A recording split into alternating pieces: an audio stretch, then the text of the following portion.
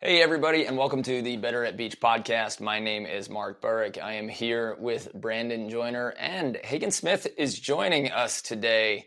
So, what we are doing in a new direction, we have taken our online program and we're taking on a lot of master coaches. So people whose minds we really respect, who we want to learn from, who we think everybody else in our program can learn from. So this is going to range from elite players to trainers, psychologists, nutritionists, dietitians, and coaches.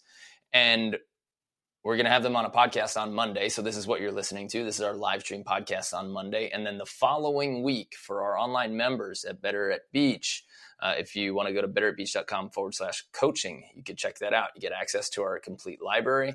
And then everybody gets to post their drills, their matches, their workouts, and questions 24/7 in our private community and get coaching from us and our staff.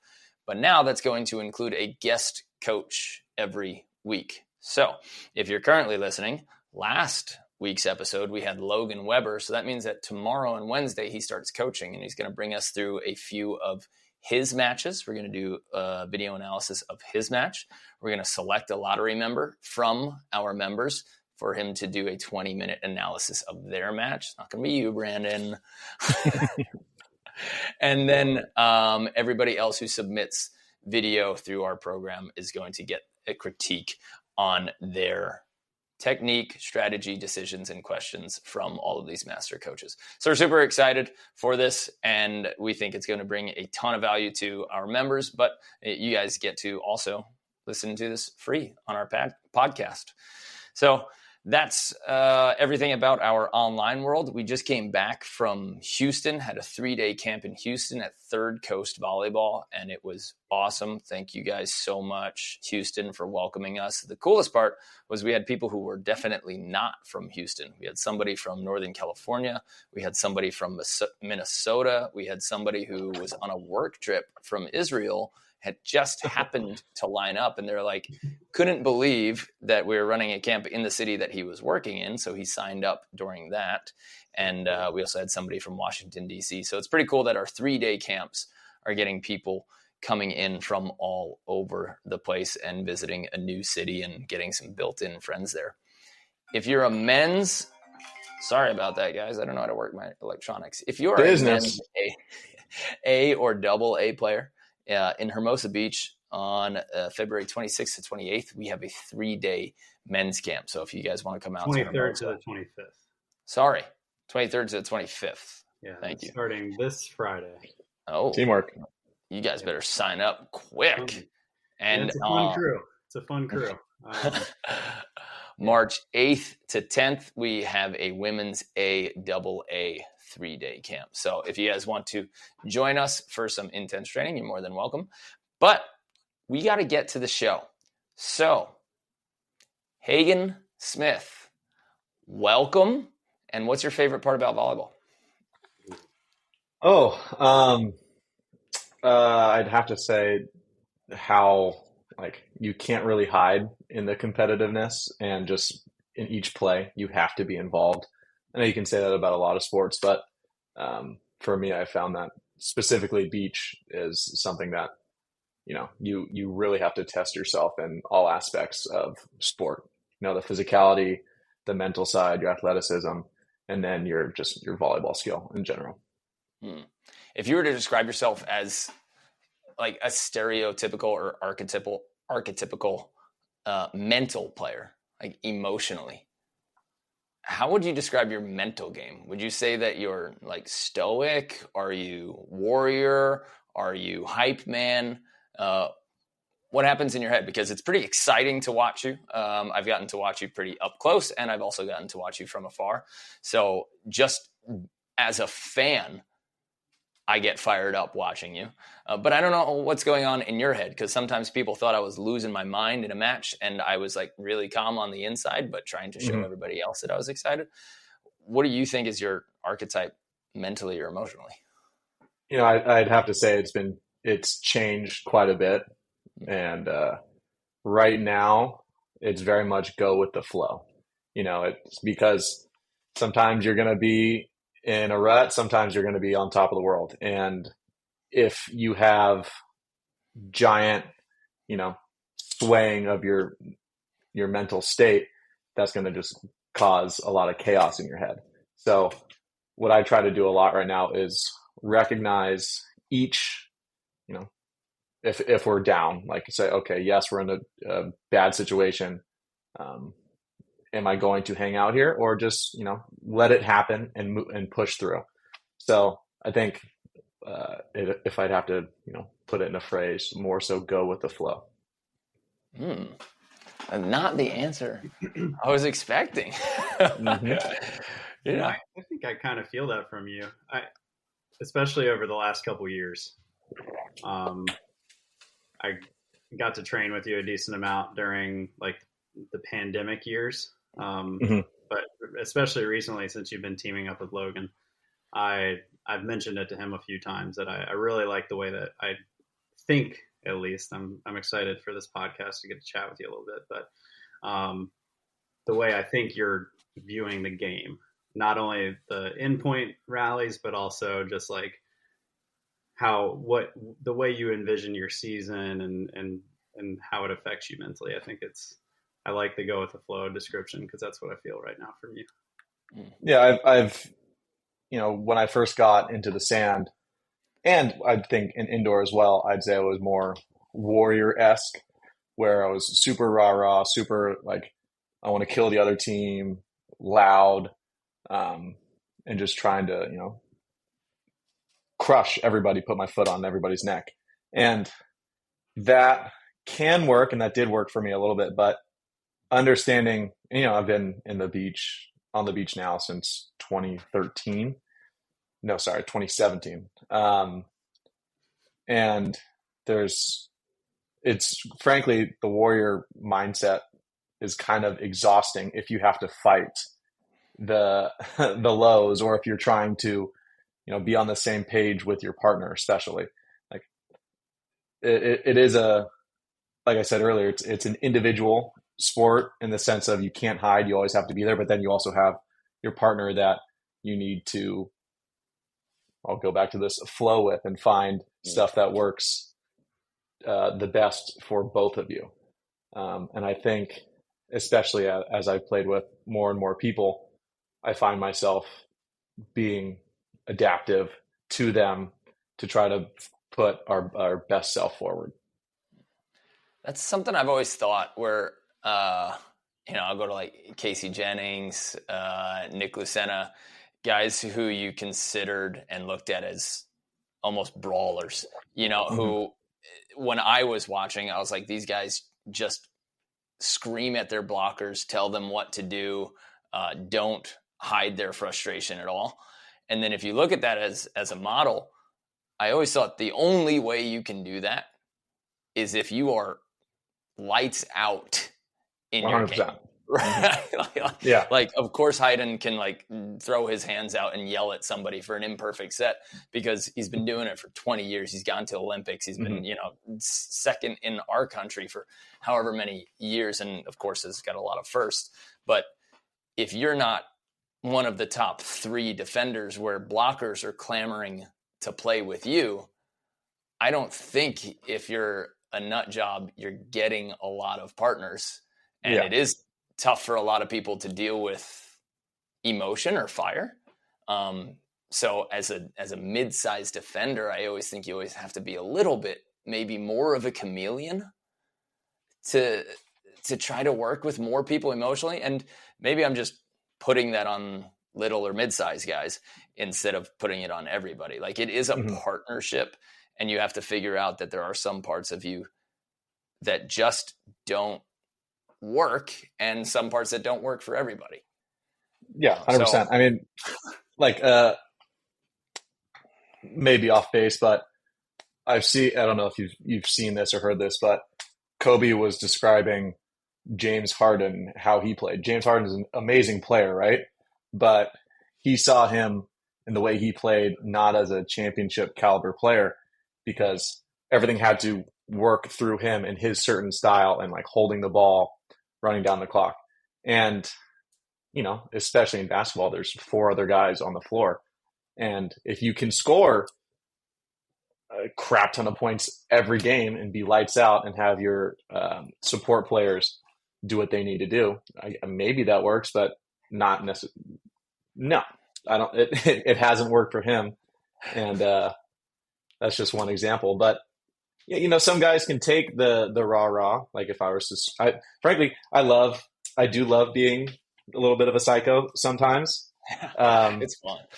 It is fun, but within the flow too, or within like going away from that warriorness, I also think about how you're envisioned by, or you're seen by the fans. Not that I care that, like, I'd rather win than care what other people think, but I also want them to have a great experience. And I think that putting myself in a more flowy state and having that interaction with fans is good for me. It brings me back to like understanding what I'm doing is super fun. It's a game, even though there is a lot on the line for me. And then it makes the whole experience better for everybody. Nice. B, could you not play with the clicky on the pen for the audio? Yeah. Me? Somebody's snapping a pen. No, it was me. Okay. Snapping. You nervous? I got some little ticks. I have. Do you think that an indoor player and a beach player have to be different personalities? How much of yourself as an indoor? I mean, I know that you said you're maybe maturing or just evolving in a different way from when you were younger to right now. But do you think that you're a different type of player if you play indoor versus if you play beach? Yes and no. You don't. Not a definitive answer, but I think you can take the same type of competitiveness or mindset into both. There are some. I've known some great indoor players that aren't, like, who you'd even think would be good beach players, come to the beach and just can't hang at all, and then vice versa, right? Within the wide range, there are some, but some ways to play that translate, but not others. Do you think that we'd be wiped out? Do you think 6'2" and below guys would, if finances came back into beach, do you think we'd be extinct? I mean, indoor, if you look at any outside, any person who's a high level right side opposite, to be under 6'5" currently is like short, unless you're a setter. I mean, we got Micah, right? But is he 6'3" or 6'5"? I guess 6'3". 6'3", okay, and short, not a hitter. So, do you think that if money came back into beach and it was significant, would we be extinct? My Siri. I don't think Siri doesn't think so. It'd definitely be harder, but I want to say no. I think it would make it a lot more difficult, but there's still facets of the game that these indoor guys aren't necessarily. Like, if you take like Engapeth, right? He's an unreal volleyball player. He's got all the tools in his tool belt, but there's some guys that need that runway, and the sand just adds so much extra, variability. And if you put them, if you go play in a Norseca in the Dominican where the sand is just jumpy as all get out, sure, they'll do fine. But if you put them in Hermosa, it changes things quite a bit. So yeah, I think but the deep sand is the equalizer. But you're talking about the beach experienced players versus people who haven't played there. Like, if Matt Anderson decided that he just wanted to be a beach player for the last 15 years, would he be dominating? All signs point to yes, I guess. If that's what you want, I want to say no for myself. I think, it's you have to see them in the sand. Yeah. And we'd still, I think you would still find some of them. Like, okay, you could say the same thing about NBA, right? But we still have a 6'3" Steph Curry who like makes it happen. You also kind of consider him a phenom. Like, you just have to be that much more excellent. Yeah. And when I'm coaching people who are short and who like can't spike, you just got to figure out your game. So stop thinking about how much shorter you are, how much taller everybody else is, but what can you do well and what can you accentuate that is going to make you awesome, going to make you a threat. And if you just decide to blame height or stature or history or blame anything in your life, like, forget it. You're hopeless anyway. You know, the only way forward or to a better level is just to figure out what you can bring and do it at an awesome level. Yeah. I mean, if that was the case, I think, the best would rise to the occasion. And we have some very talented beach players right now. And I would say that a lot of those players would still be some of the top players. And then if we want to go even deeper, if you did bring those like very talented indoor players, then we may see another rule change, because let's hypothesize and say that these guys come in and they're just putting balls away every side out, right? That's not, as a entertainment standpoint or from an entertainment standpoint, that's not super exciting to watch. It's just, like 5-second plays, just back and forth, side out, side out, side out. I mean, that's why the game changed initially from side out to rally scoring, and then from the bigger 30 by 30 court to the smaller court. They wanted to, add more rallies and make the game more exciting, at least on the men's side. What type of rule change would you put in to stop points from happening, like a half-court shot or a 2-point half-court shot? 10-point line, or sorry, not 10-point line, 10-foot line, something like that. If you want to attack, you got to put it back there. Revco, my favorite. Nothing better than hitting on a girl's net. Woo. Jump serving, you have to land behind the service line. You can't jump over. That was something they even in the indoor, they were tinkering with. But okay. All right, what do you think is the most important part of a practice? I think the goal of the practice going into it, and I watched a little bit of Logan's video from last week, and he talked about how we're going into practices process oriented versus result oriented.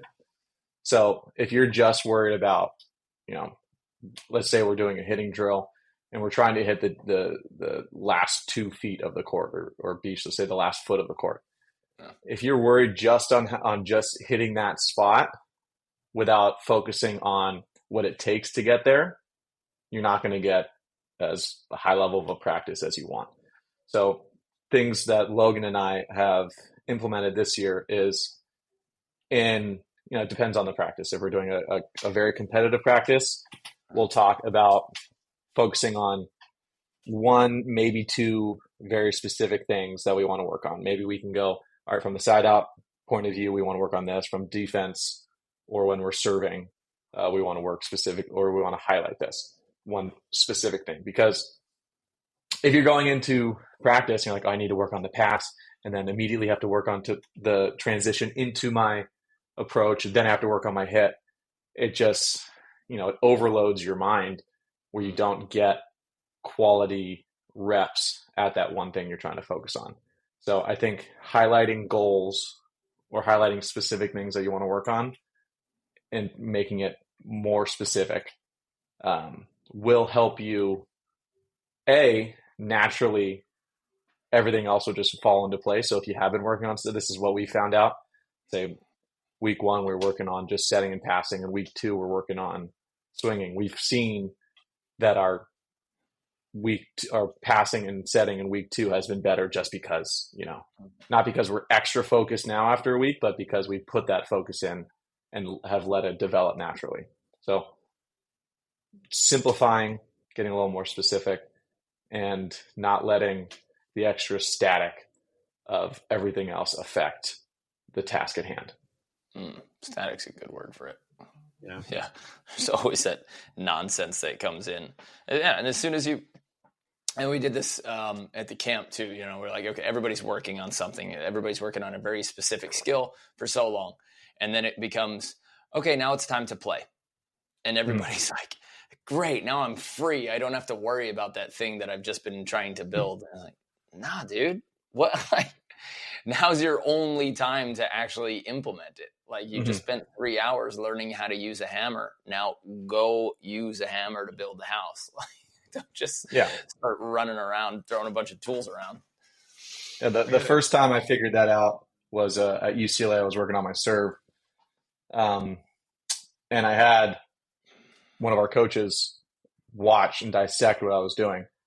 And, it was a jump serve. So I was working on tossing, keeping on my right shoulder, kicking my right foot out. So I open my hips up, keeping that hip back, then initiating my swing first with my hip while getting that, the ball on my right side or like on my right shoulder instead of cross or too far away. And that, in the time it takes to serve is just an overload of information you're trying to change. And so I was going back to him and I was asking like, oh, how is this? Like, how is everything? How is it? Like, how's my foot? How is my arm? And he said, let's just focus on one thing. Actually, I don't know if he said, let's focus on one thing or if it was my thing. I'll give Brad the credit right now. Brad Keller, awesome coach. But I dissected and I focused on, I did 5 serves with, okay, I'm just working on getting that toss on my right, or that was my main focus. Just main focus, kicking my right leg out. Next 5 hip, next 5 arm. And I found that kicking my right foot out was the thing for me in that situation. And now I've taken that. Kicking your right foot out. So if you're coming in like in the end of your approach, boom, boom, I come in straight ahead instead of kicking my toes out to get around. So then, getting the arm back, getting the hip back.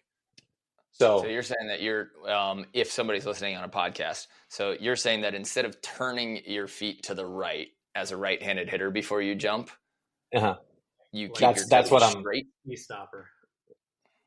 So I would tend to come in straight and just crunch on my head. So that didn't give me that extra torque from my full body. So for me, it was about kicking the toes out, planting the heel, having my foot angled this way, which would then get my whole body to come around, causing my right hip to be back, then allowing me to use that full torque and finish, right hand into left pocket, landing right foot forward. Does that make sense? Gotcha. Okay, yeah. So making sure that you kind of had a diagonal takeoff in indoor with your feet. So your feet are faced slightly to the right when you take off. Correct. That puts your hip back so that you can chuck it forward, and you're basically doing close to a 180 to get your torque, and then roughly, yes, on how much you're throwing at it. Yeah. And rotating in the air. Do you do the same thing for beach? Would you teach the same thing for beach? Yes and no. I want to do that more, but I found, beach it's less important to add a lot of power, and more important, at least in my mind at the moment, to be fast. So if I'm playing on the right side, and I'll get back to what we worked on this week, Mark, where you're talking about getting my right arm back. If I'm on the right side, I like being straight on, because then I don't show anything. And if I want to come across my body, boom, I come this way, and it doesn't need to be a rip because I just want to put it on the ground fast, not hard. But that only works because my right arm comes across this way. So it kind of mimics if my shoulder is back because of how the arm travels. But if I'm on the left side, yes, I want to get that left foot in front, that right foot open, and have my arm and hip back so I can come through to generate a little bit more power from the left. Gotcha. So Does that make as sense? a right side, essentially on takeoff, your feet are a little bit more next to each other. Toes are facing a little bit more straight, if I'm hearing you right. And then as a right side, and as a left side, that left foot just ends up a bit further forward so that you're almost more open to where the set's coming from, similar to how it would be more in indoor? Yeah, and that happens naturally based on, for me, line of approach. Because on the right side, we're coming in straight. I'm trying to come in straight as much as possible.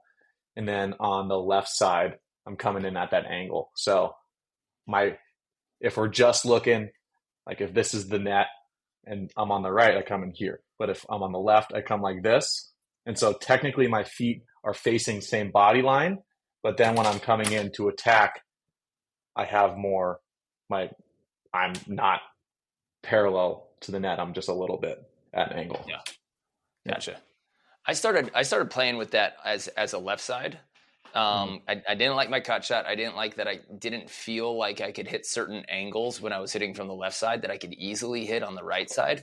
And I kept wondering what was going on. So then I decided that as a left side, I would approach more similar to a right side. I wouldn't get close to my setter, but I would approach the ball straight on instead of at the angle. So setter still leave me inside. I'll still create that window. But then it left my right shoulder just a little bit closer to the net as opposed to back. And so when I'm hitting it, I felt like my arm and the ball were a little bit closer to the net. And then I could have a little bit more action on top of the ball so that my hard cross turned into kind of a wrist away. And I worked really hard to get a very good wrist away power. And I really liked how that felt, straightening out my approach a little bit more on the left side. When I was doing it crap, I was taking a pretty extreme angle inside. And then the only power I had was deep cross and cross body. But like I could not hit a sharp angle to save my life. And then when I straightened it out, I was able to do a little wrist away carbon. And I just really liked how it felt, because instead of having my left shoulder a little bit closer to the net, I ended up a little more flattened out. So my right shoulder was closer. And that's what worked for me, just because of my body type, the way I like to touch the ball. I'm not saying that that's a recommendation for everybody, but if you feel like you have different angles or different capabilities on the right and the left, you got to find something to tweak. 100%. Yeah. I recently have been thinking about that as well, because, Logan and I have been experimenting playing on both sides, or playing either left or right. We're still not certain. We should probably figure that out. We have a NORCECA qualifier on Thursday. The idea. Yeah.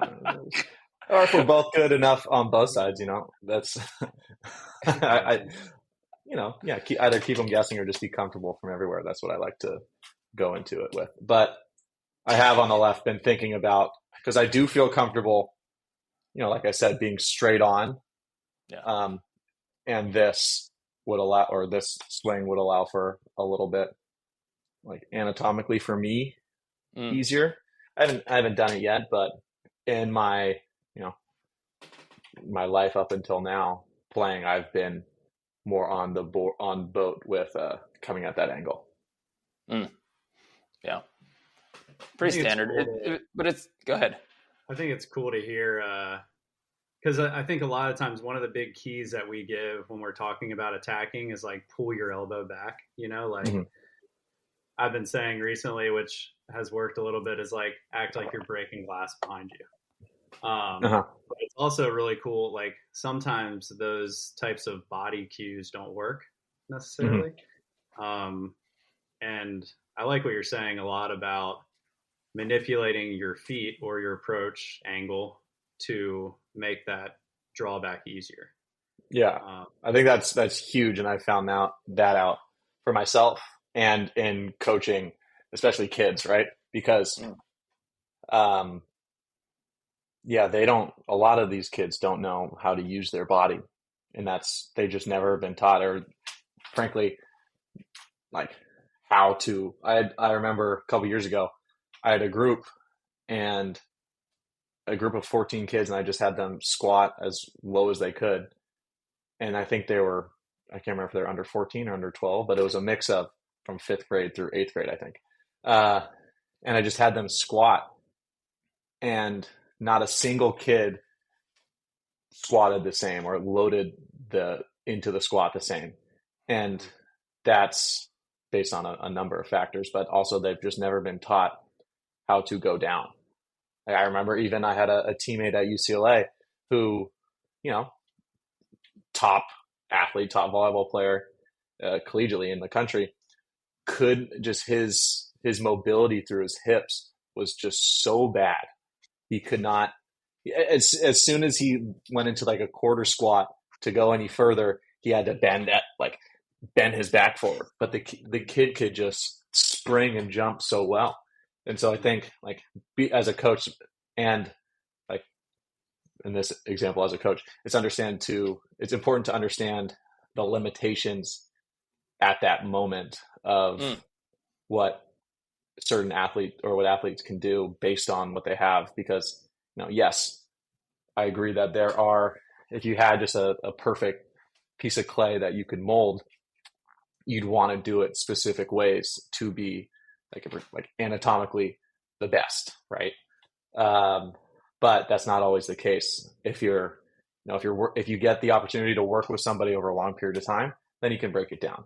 But if you want them to be the best that they can be at that moment, and then depending on how long you get to work with them, break it down, it's up to you to try to figure that out. And like one thing for specifically getting the arm back, I had a kid try to I told him try to go pick your nose, right? And so when he brought his arm back, he would touch his nose, and that kept it low enough. Because I tried under the chin, he couldn't do it. I told him initially to bring it back, and he would just keep it high like this. So picking your nose was the perfect level for him to then get his elbow back and the whip action of the arm. Nice. I like little weird cues. Experiment. It's right. It's so silly how much stuff works for people. Yeah. You never know, and you never know if they're like an auditory learner or a visual learner or the other types of learners. Yeah. No, as a coach, you need just a million things in your toolbox, and there are very good young coaches that can do it. There are kids that are just 21, 22 that are just great with analogies and will try. But then there are those coaches that never quite make it to an elite coaching level because they just keep repeating the same exact word and no one understands it. So they never get understood and no one moves beyond that.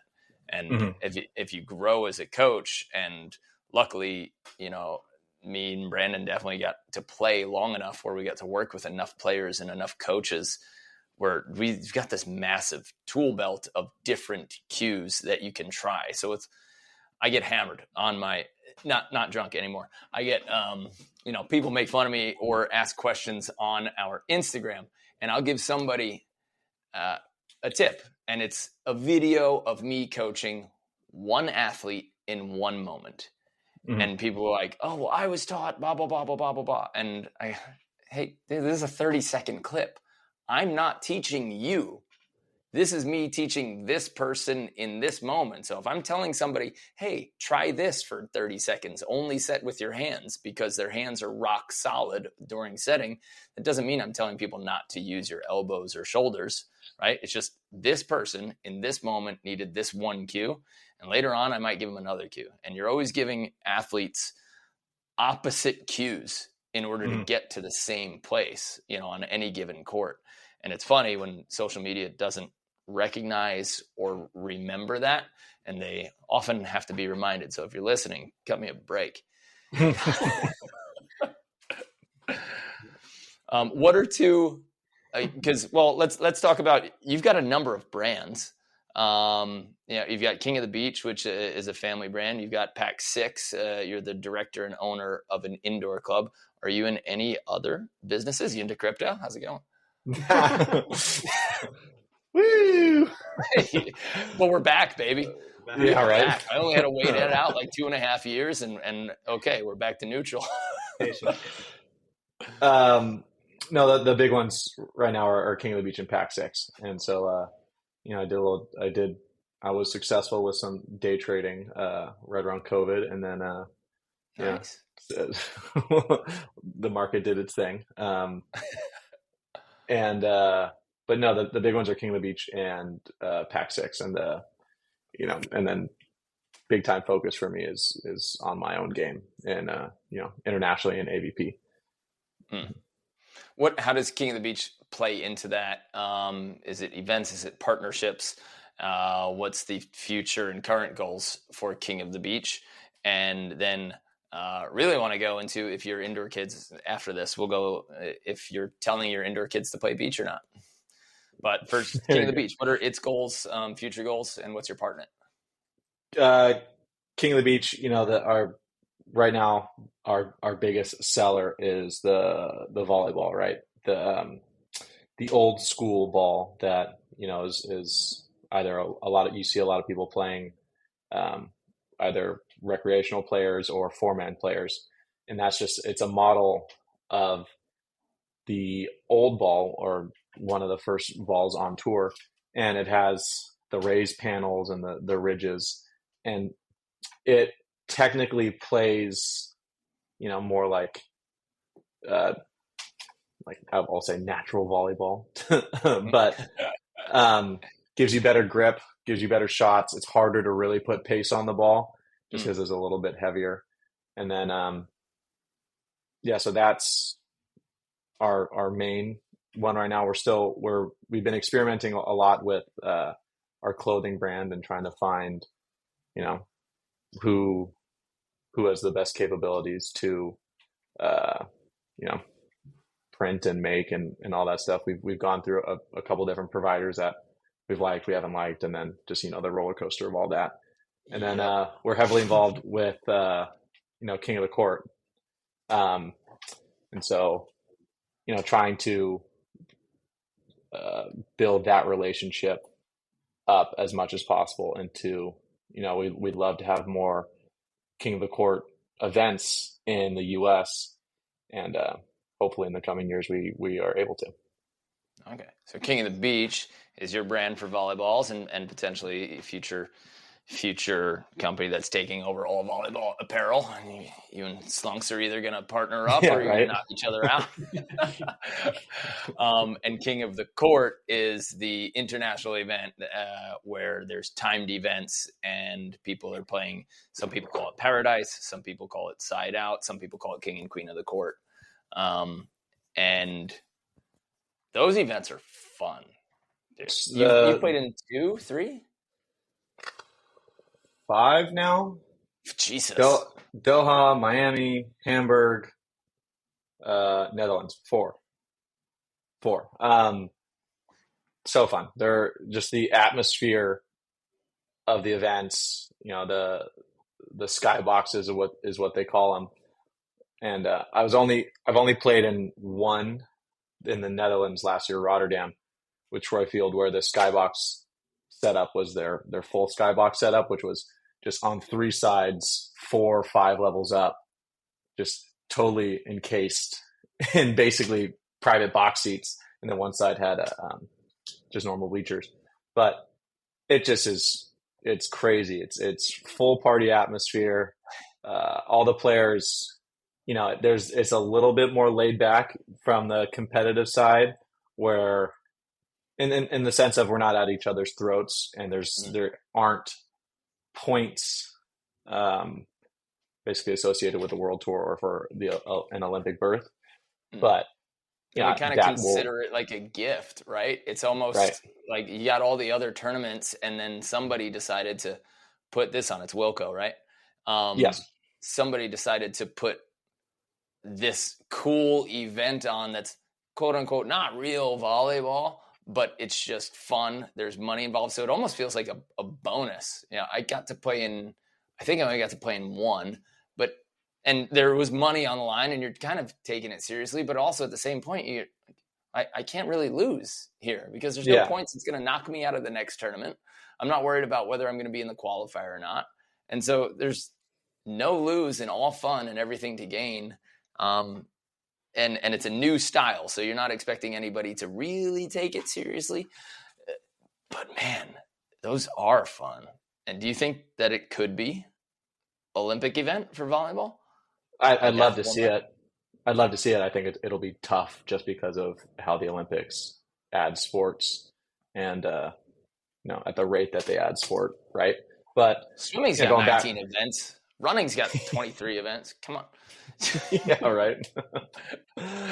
We're just fighting for that TV time, basically. Because we have the space. No one else is using the beach court. But going back to like the seriousness, I do want to say that it is very, very high level volleyball.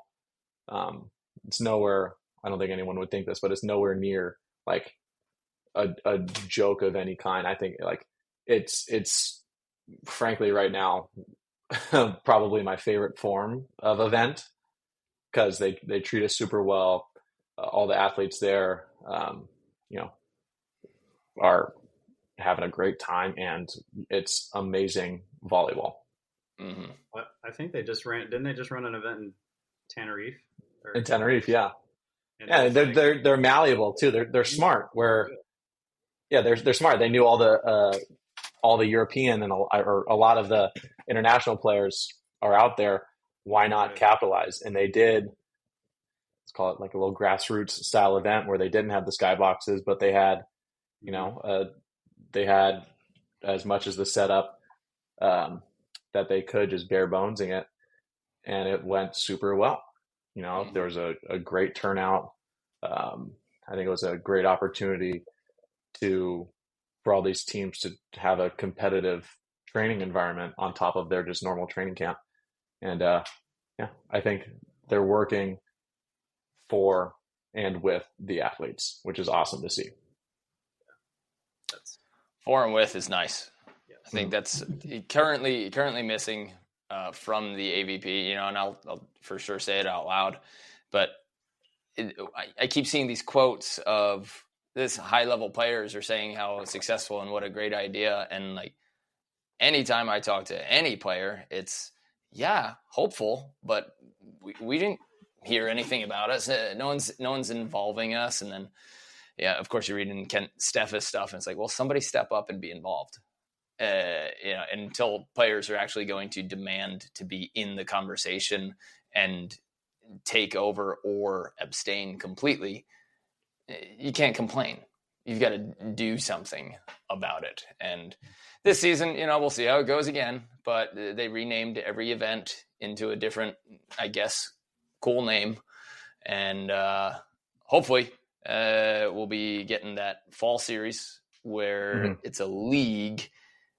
Not quite sure why they called it a league, but the top 8 teams are going to get into a series of events in the fall. And that'll be big for those top 8 teams. And you and Logan should be 100% in there. We just got to get the job done. Yeah, if not, we'll blame our coach, right? Like 100%.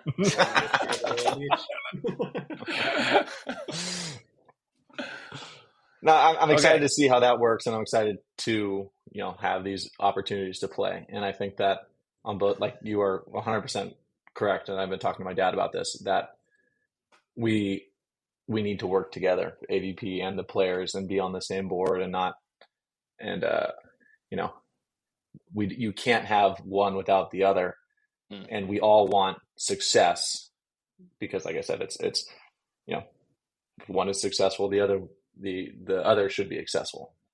So, we're here. I've for myself, I've made it known that I'm ready to do what it takes or whatever they need to build this sport.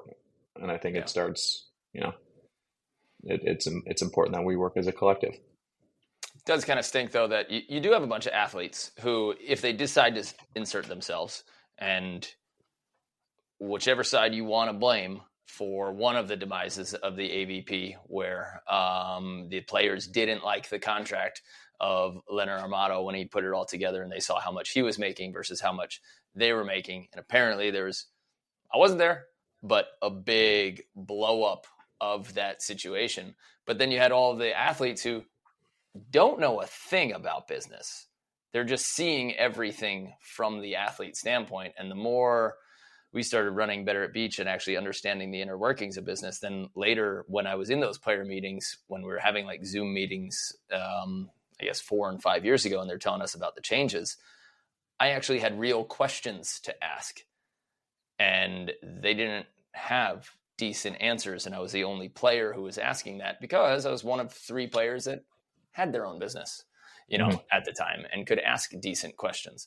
So it's definitely not we need every player involved.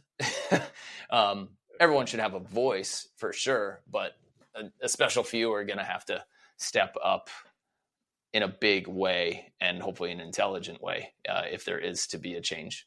And part of what I thought Donaldson did pretty well was, while he listened to the players, he stood his ground fiercely when some players decided to try to step up and change things because he thought he knew better.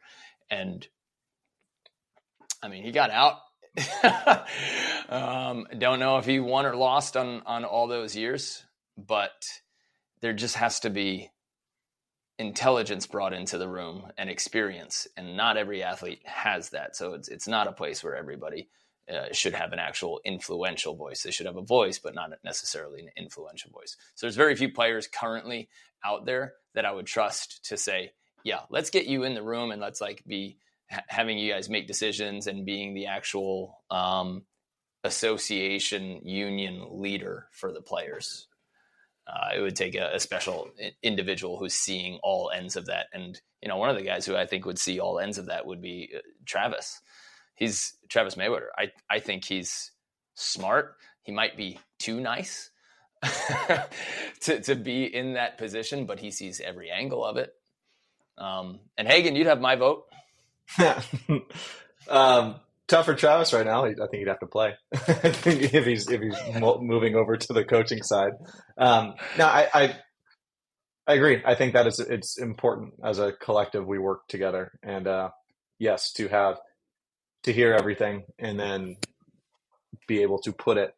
Because there's no necessarily bad ideas. Maybe some better ways to say it, or better. Or at least talk about better umbrellas to put it under, right? I've had conversations with some people at the AVP, and I've made it known that I am ready to step up if necessary, and I am ready to work with all the other players on tour to benefit everybody, right? I think I have, like I said, I've understood, or I've gone. Over the last couple of years, I've had my club and worked with King of the Beach and seen a little more of the business side of things. And then I have the wealth of knowledge that, my dad was that player for a long time as a representative between, AVP and the players, and then the FIVB and the players. And, we've had plenty of discussions on what's worked, what hasn't worked. Things he's done right, things he's done wrong.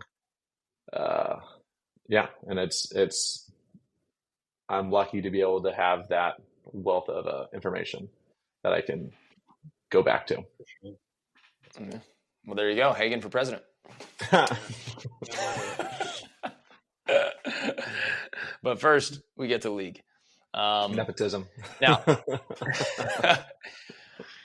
okay, so let's shift gears a little bit back to indoor club to beach. So you've got an indoor club, Pac 6 in Pacific Palisades.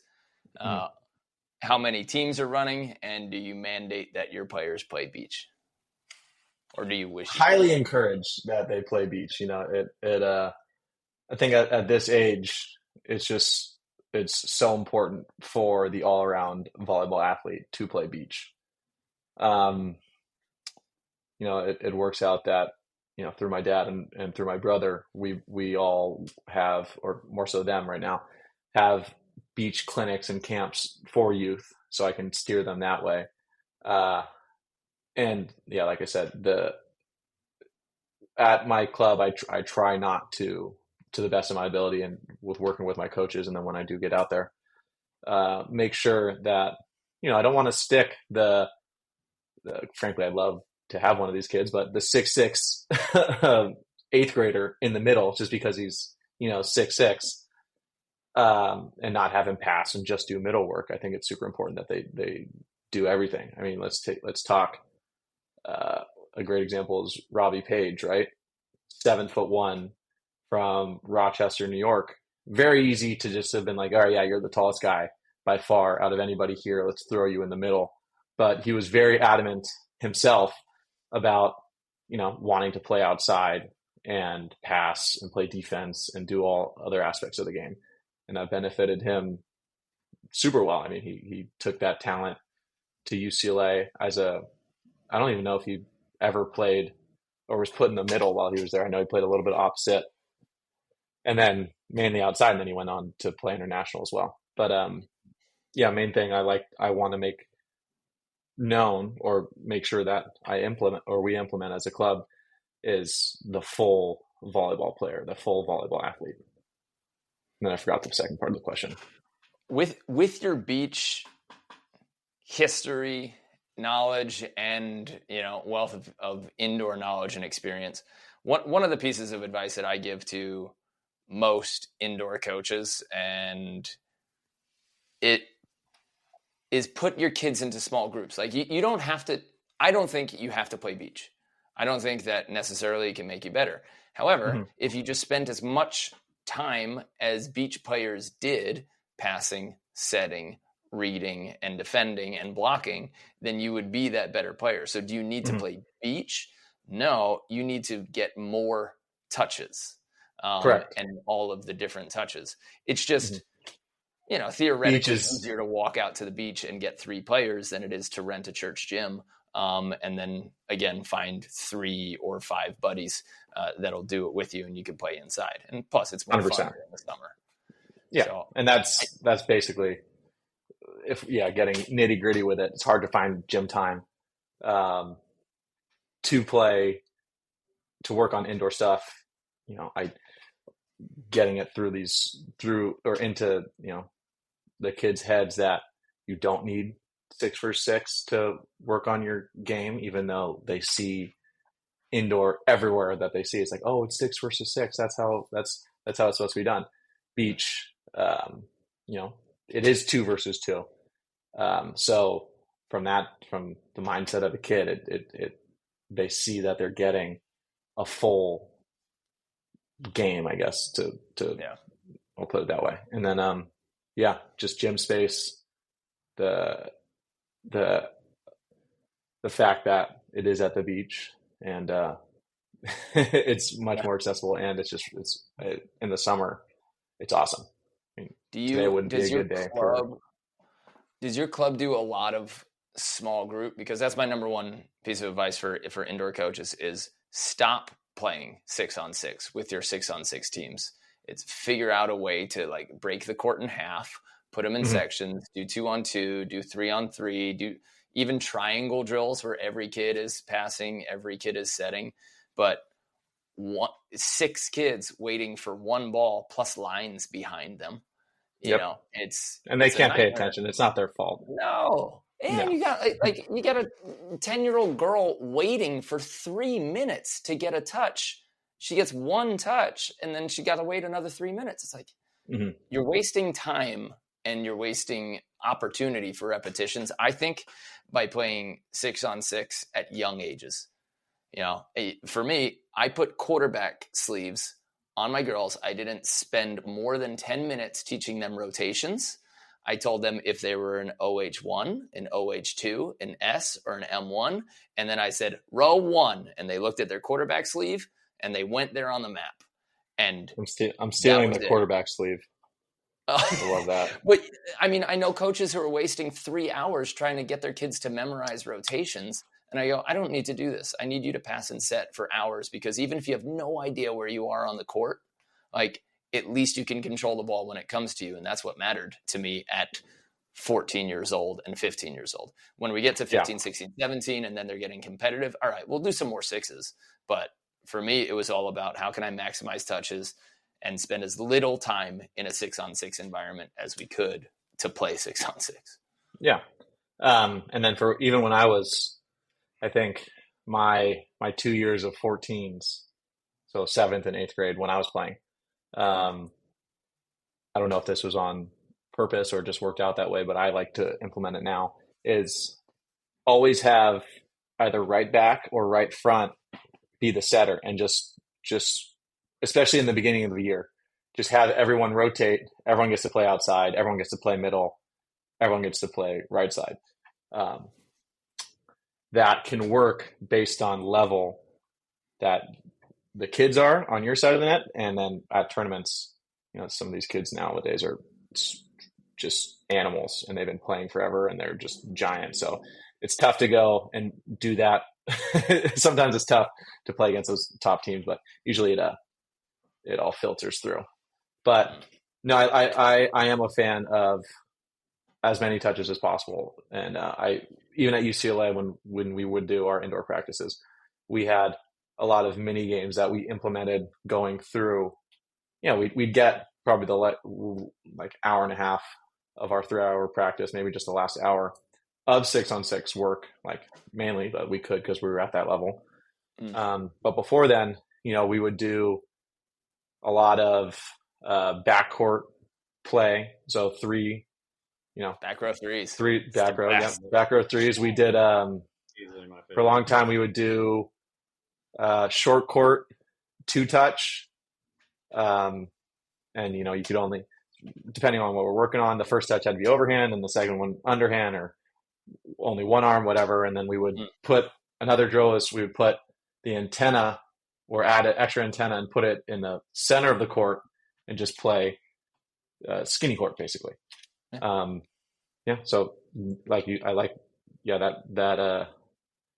that focus on maximizing touches is super important for the kids. I mean, even for us, right? It's a little bit, like I said, it's a little bit easier in beach, but sometimes you have to really dive into the nitty gritty of what you need to work on, and not just the broad everything. Mm-hmm. What position did you play, Hagen? Were you a setter?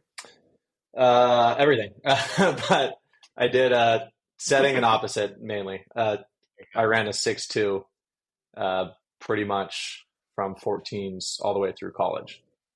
So yeah, we were through college. So UCLA was running a 6'2". Heck yeah. My freshman and so I came in. So my junior year of high school club, I played libero, and I was not a fan. It did get me recruited to UCLA. And that was the only year I didn't play setter and opposite, even though towards the latter half of that I did play. I think I set in the junior year. But then freshman year, I played about a month of libero at UCLA. Then I moved to full-time setter. Sophomore year, full-time setter. I broke my hand about halfway through season. And then junior and senior year was we ran the 6'2", Mike Amon and myself. Oh, cool. Yeah, that's so fun. It was very fun. It was awesome. I didn't know you guys played together. I can only imagine. Yeah, and very cool. I wish we had a little more leeway with the freedom. We started off just kind of a little bit crazy, like just any time, if our back row setter dug the ball instead of our libero going to take that second ball, our front row setter would take it. And so there would be, early on when we started doing it, we were getting real crazy, where we would just run one balls to ourselves, or like backslides, or like push the pace just between just us two. And then I think we messed up like 3 times in a row, and then our coach was like, all right, cut it for a little bit. Hard stop. Yeah. But I mean, it was very beneficial for us because we always had those 3 attackers in the front row.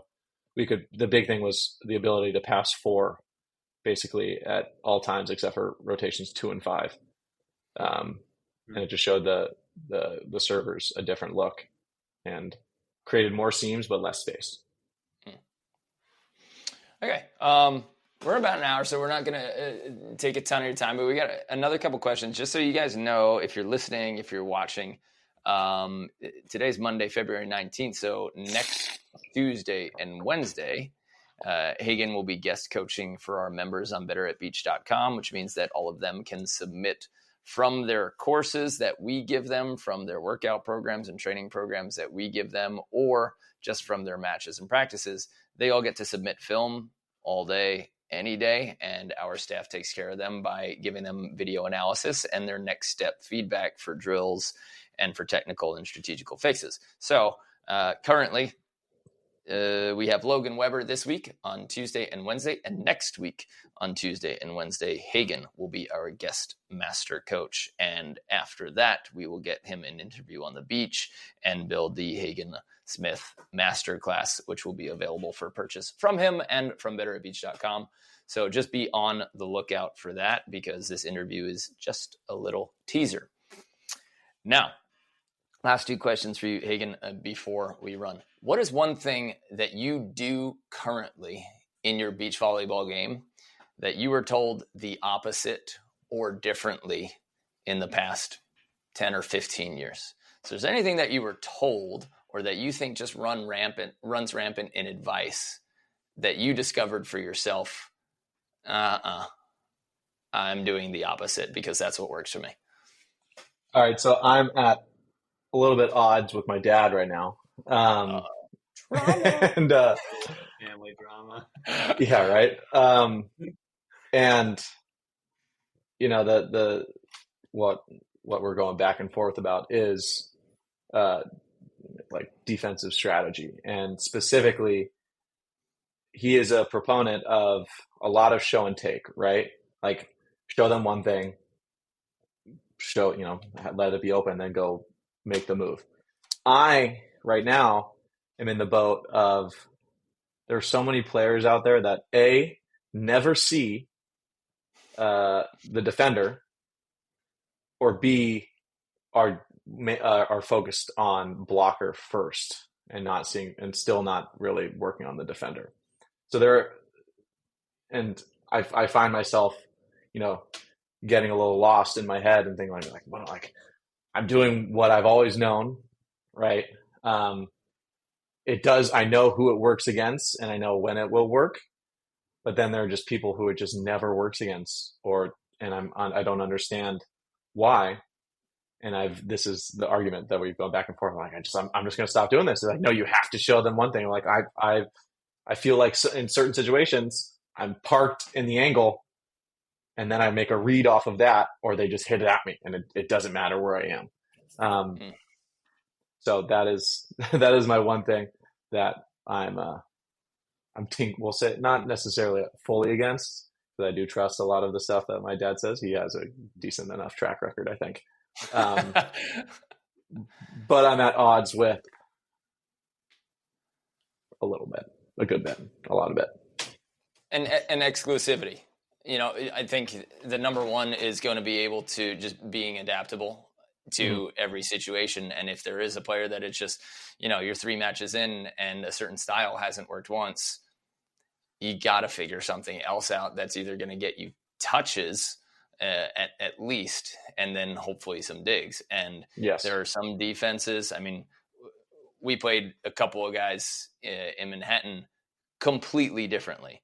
And I was telling Brandon this, I was like, I had those thoughts as a player. It's just when we put Hagen in different positions, he made the digs, made the digs every time. And that was the big difference in getting a third in Manhattan, was that when you were in those different positions, playing different styles of defense, you made the plays. And a part of what we're doing with Cody and Sean and Logan was, why people would recruit you or why they would play with you. And it was, it wasn't necessarily defense or offense or serving, but it was the fact that they called you a gamer, just played when it's on the line, made the play. And that's pretty cool. I think to get announced that by your peer, but the fact that we had to play in one tournament, within 45 minutes of each other, an hour of each other, completely different styles of volleyball.